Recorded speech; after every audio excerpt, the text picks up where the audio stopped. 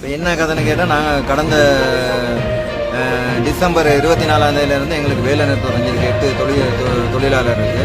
இது என்ன பிரச்சனைன்னு கேட்டால் அவுட்லேருந்து வெளியாட்களை கொண்டு வந்து நாங்கள் பேருக்கு வேலை செய்கிற மலையில் போட்டு எடுத்ததுனால நாங்கள் போயிட்டு கேட்க போனதுக்காக இது ஒரு வேலை நிறுத்தம் செஞ்சுருக்காங்க. இதன் ஊடாக போயிட்டு நாங்கள் எதுக்காக வேலை நிறுத்தம் செஞ்சுருக்கோம், மேனேஜர் ஊடாக ஆஃபீஸில் போயிட்டு காய்ச்ச டைமில் இவர் வந்து சொல்கிறாரு நம்மளை எந்த ரெஸ்பான்ஸும் இல்லை. என்னன்னு கேட்டால் இவர் போயிட்டு இது பண்ணுறாரு, ஃபேக்ட்ரிக்கு போயிடுறாரு. நாங்கள் போனால் போயிட்டு ஜூம் மீட்டிங்னு சொல்லி அங்கே உட்காந்துக்கிறாரு. நாங்களும் 2-3 தடவை போயிட்டு காய்ச்சி பார்த்தோம், 8 பேரும். அதுக்கு எந்த ரெஸ்பான்ஸும்.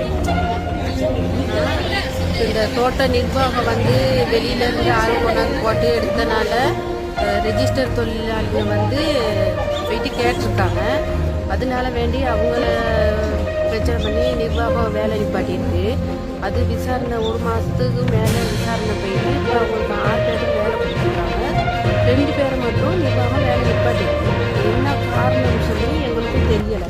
அதனால வேண்டி இன்னைக்கு நாங்கள் தோட்ட தொழிலாளிகள் பொதுமக்கள் எல்லாம் சேர்ந்து இன்னைக்கு ஒரு ஆர்ப்பாட்டத்தில் இருக்கிறோம். அந்த ஆர்ப்பாட்டத்தில் அவங்களுக்கு சரியான ஒரு தீர்வு கிடைக்கணும்.